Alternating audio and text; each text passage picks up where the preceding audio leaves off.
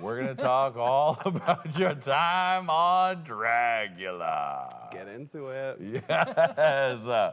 Now, of course, you were the winner, so we know how this story ends. Spoiler alert, if y'all didn't watch it home, it's on Netflix.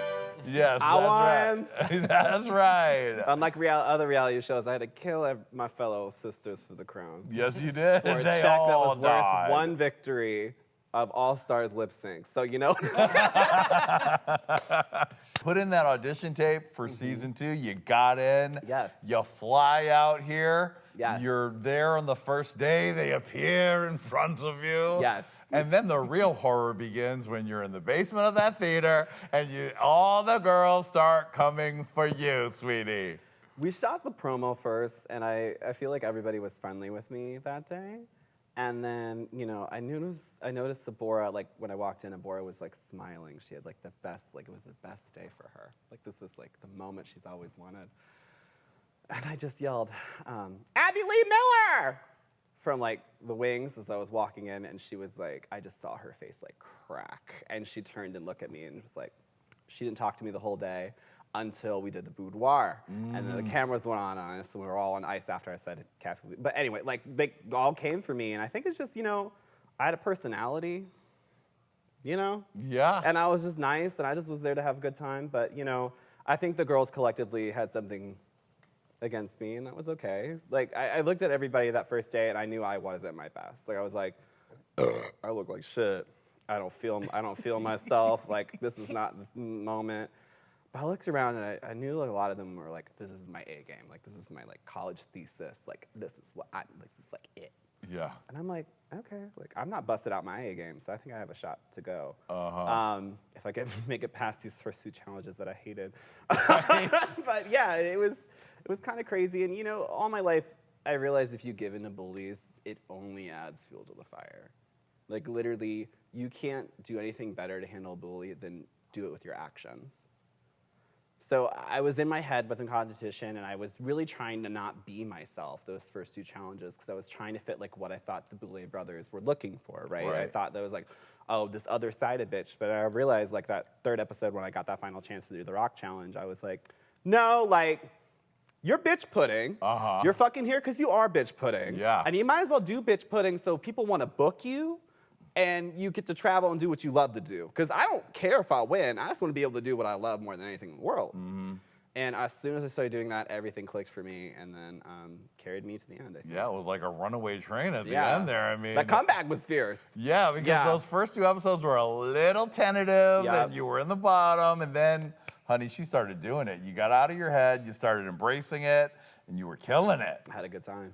Episode 4, the alien waitress sci-fi runway. We got a picture of that. Yes, that was amazing. That's my favorite. It's so good. I was inspired by a Gucci ad that came out like a couple months before. And in the write-up, they were like, you know, throughout the whole competition, they give you kind of a little, you know, it's like other reality shows where they give you a little write-up like, bring something festive for Easter. Or, you know, like, whatever, like, not for Dragula, but you know what I mean. So, like, they gave me this thing, and the second word was camp. And I knew the rest of the cast, and I was like, other than Disastrena's crazy fucking ass, none of these bitches are gonna do camp. So I was like, okay.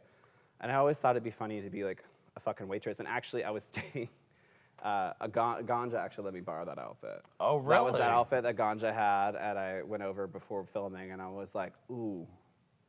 Okay, bitch, can I borrow that?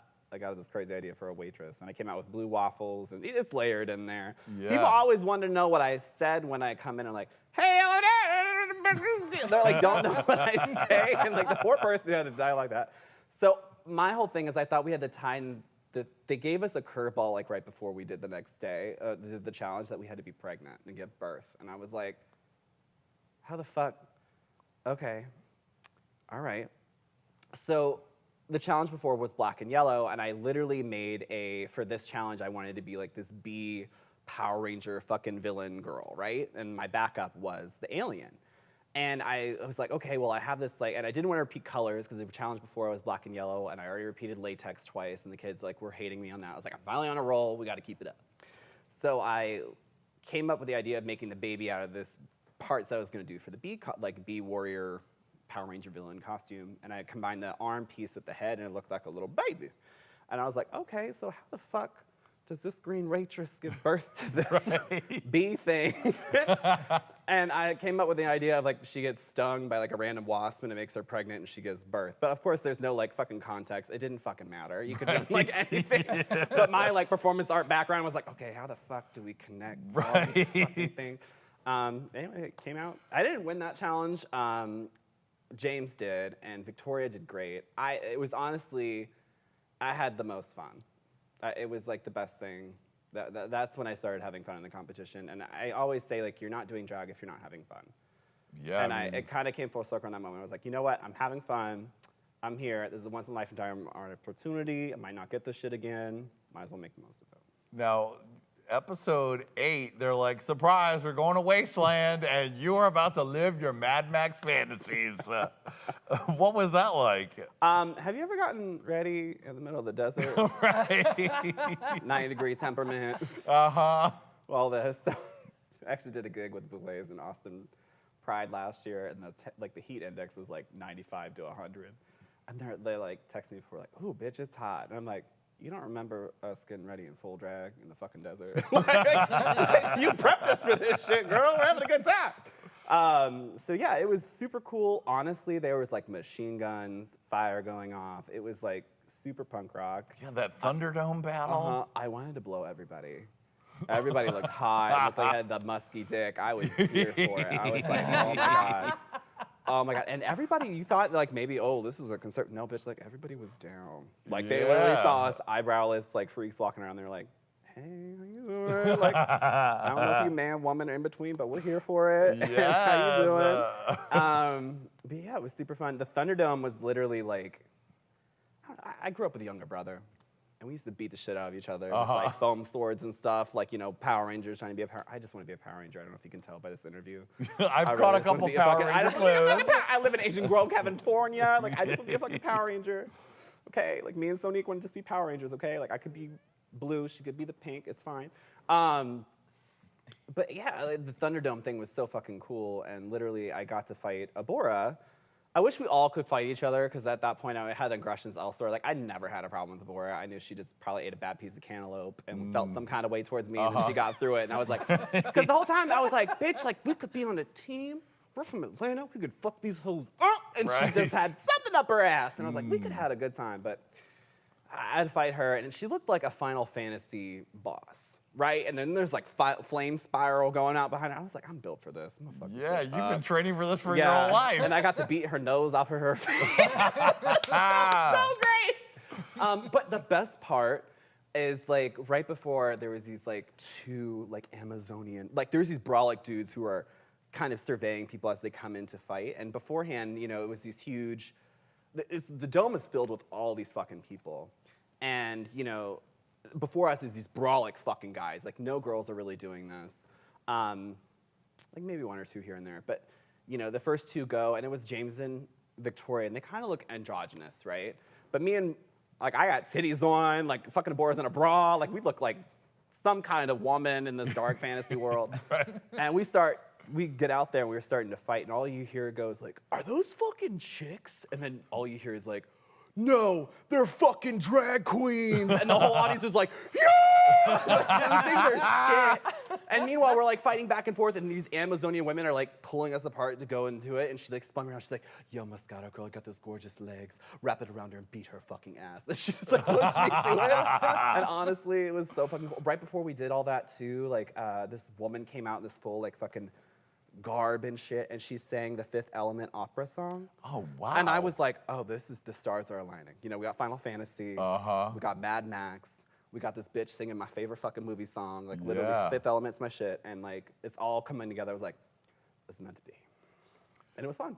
And then most fun ever. You took it to the top, sweetie. I mean, you did it. That was a very tough top 3 with you, Victoria, and James, but honey, you did it. I did. It was really hard, especially because my filth I came up with the day before. Wow. My horror look completely changed the night before. And the dress I originally was supposed to wear for my glamour portion the designer kind of botched it last minute and only gave me one part. It was supposed to have a reveal. So literally, when you're up against a fence like that, I think, you know, Dragula kind of teaches you it. But like, you know, people got mad at some judge on this other reality show where they were like, you know, they're being too hard. Like, oh, you don't have enough time. Let me tell you, when you do the Dragula finale, you have 1 hour to do change between looks. Only one. That's as soon as you get off stage and you walk over and you change. So like literally anything can fucking happen. And that's show business too. Like literally you could forget your wig and you have to restyle your hair. Like literally life is kind of like that. It's never expected. So I kind of am an improver, so I was able to kind of like, okay, like look, like I'm gonna do this fucking janitor bitch, because like Abora was like, just do a janitor. And I was like, okay, I'm gonna just drink the water and make it more filthy. The horror look came about, I wanted it originally to be a bitch that went through hell. So like a Resident Evil zombie dog. Do you know Resident Evil? Oh, yes, yeah, I okay, do. okay, okay. I wanted to look like a Doberman that went through hell. Yeah. Like I had like the idea of having a laser eye and all cool. I put the costume on and I looked like a really bad mascot. Right. And I was like, oh no. Gotta switch it up. So literally, you know those crazy ass bad teeth I'm wearing? Like, cause when the lights come on, the look is not the teeth. When the lights are off, baby, I'm the big dick fantasy you always wanted to come into your nightmares and have a good time.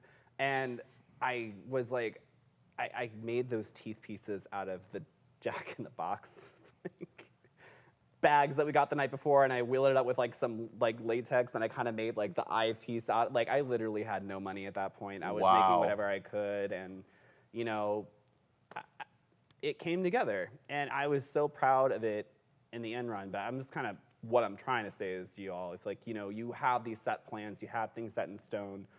Always know that shit can hit the fucking fan, and you still got to make it work, and you can make it work. You just have to have fun with it.